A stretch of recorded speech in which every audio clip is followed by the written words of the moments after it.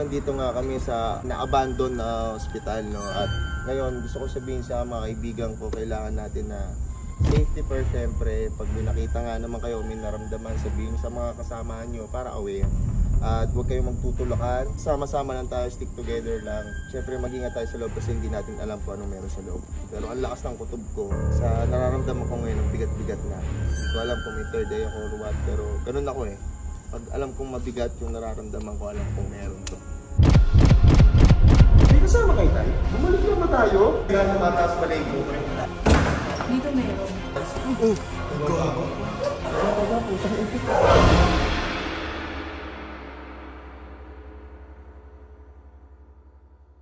Ako po, hindi ako basta-basta nagpapasok ng tao po dito. Kasi po, iniisip ko baka may mangyari sa kanila.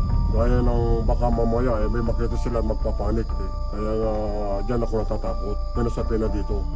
Bago namin simulan mag-explore sa loob, humingi muna kami ng gabay na walang mangyayaring masama sa amin. Papasok na sana kami, kaso ito ang nangyari. Naninikip daw dibdib niya. Ano mo?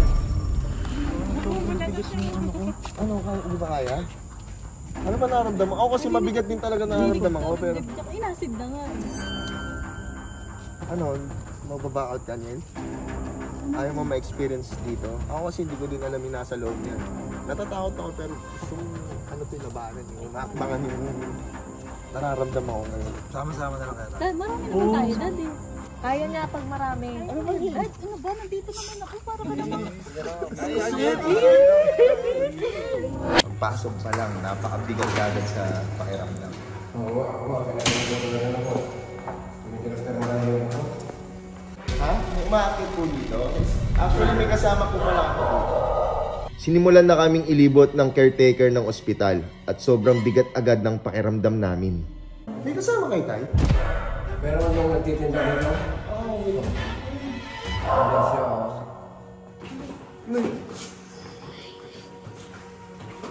Ang ina. Ito chapel. Kung magtataka, no? Walang tao pero may tayo. Ginagawa na lang namin katatawanan ng lahat, pero ang totoo, ramdam pa rin namin ang takot. Ano po ito? Dito po kinikinig? Ano dito? Ito yung parading room.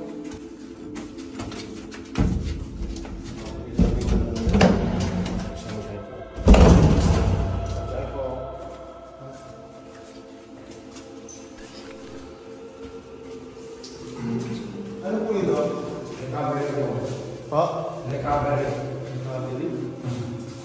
Ito po, yung nasa ano. Hindi, may ang ganda. Fashion house. O dyan po tayo dadaan niya. May trending ako sa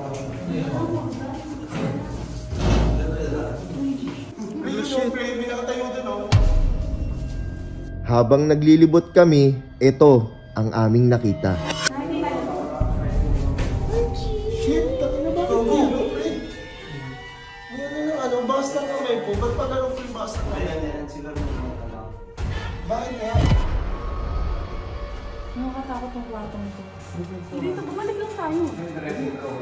Bumalik lang ba tayo? Huwag bumalik. Kaya pinakita ko pa sa inyo lahat para makita nyo. Pre, wait lang. Mataas pala yung GoPro. Kanina, di ba galing kami dito kanina? Hindi ko siya nakita. Tapos yung pagbalik namin, ano iba? Ito po yung Ito po yung operating. Sinipin na natin. Bigyan ko ng shield yan kasi. Yung mga babae, puturot lalaki nyo. Pre, sino kaya tumakbo dito sa huli? Sa third floor na kami.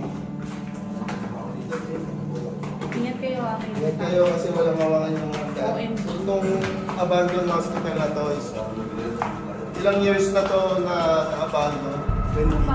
20 years na. Mahigit. Ang init. Pre, iba na dito yung pakiramdam ah. Medyo mas mabigat na yung pakiramdam dito, tol.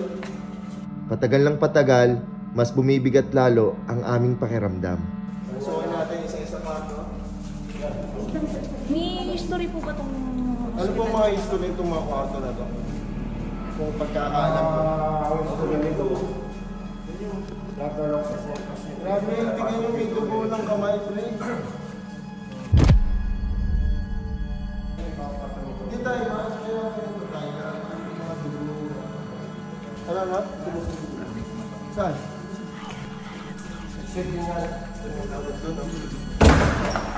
Sa tagal na ng ospital na to na naabandon na, makikita mo ang dumi ng paniki sa kahit saang sulok.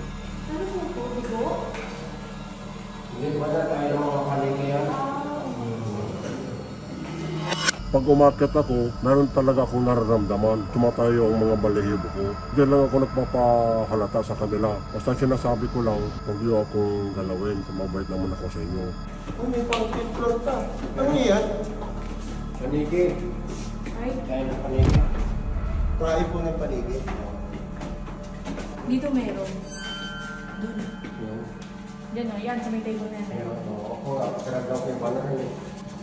Lamig. Malamig nga dito. Nararamdaman ko. Malamig mo. Kasi ako may nararamdaman ko. Yung mga sirpa ng mga nursing.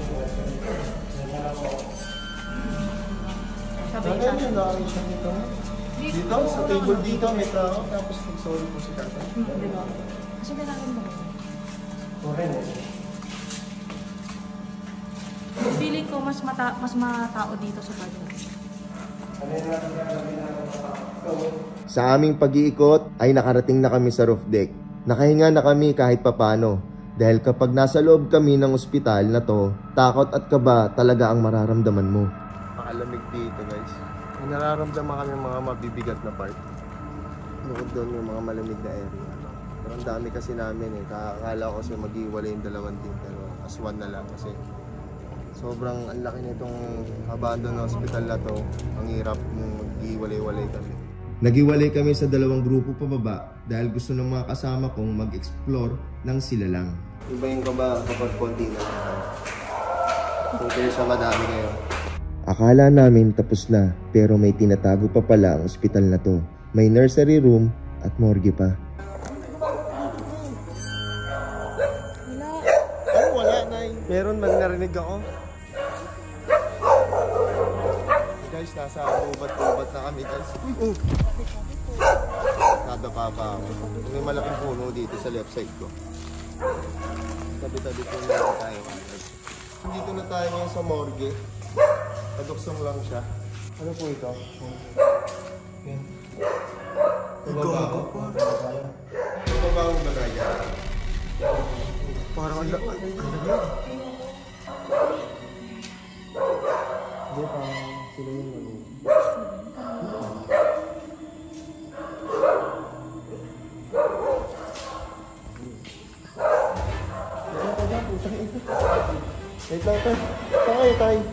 Habang pababa ang mga kasama ko galing roof deck, may nangyaring hindi inaasahan.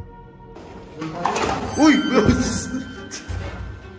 Kaya may tumulak sila, nakita ko sa video.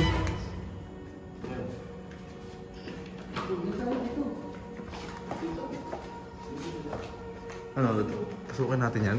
Oo. Ano ko, pasukin natin yan? Oo. Parang naging kondo bigla, kaya kailan? Uy, wag ako mahuli. Wag kang ganyan, tang ina mo, gago ka talaga. Bali yung mga sir, ano po ito? 16 square meter. Meron po tayong isang CR.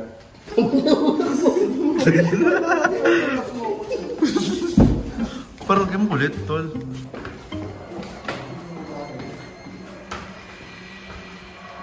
Ano yun?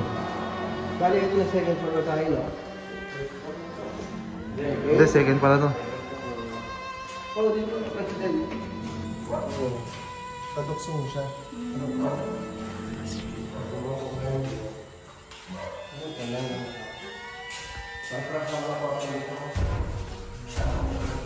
Sabi po. Nasaan ako? Kanit para-paras lang lang ako kanina. Bawin amoy. May mga amoy gamot din. Morgue eh.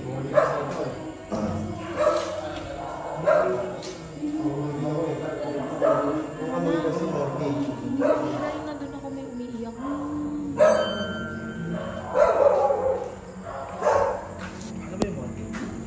amoy ng patay. Kaya nga iba yung amoy dun siya. May perfume na ano, di maintindihan. Doon na yung balsam ang patay. Yung mga to, meron pa huminga. Nag-ano nga dun si tatay. Iba yung ano, parang hindi na siguro itong pasukin. Parang ano to. Pero sige, pwede naman daw pasukin. Try natin, hindi ako. May ano yung si tatay dyan sa may dulo, pre. Ha? Si tatay, yung parang inaano. Kaya naramdaman nyo nahirapan kayo, Minga, o ako lang ba? Kayo, hindi ba kayo nahirapan huminga? Try yung mabati pa sa morgue ng bagay. Sige po. Dalawa sila, pre, sige. Uy, dito ka muna, Cholo. Experience nyo sa loob, pre, ha? Parang hinukay na to eh. Oo, parang giniba na. Malambot, ano to? Lupa. Ano, baka may nakalibing na dito. Ano yun? Kaya ko ba na yun? Parang may tela.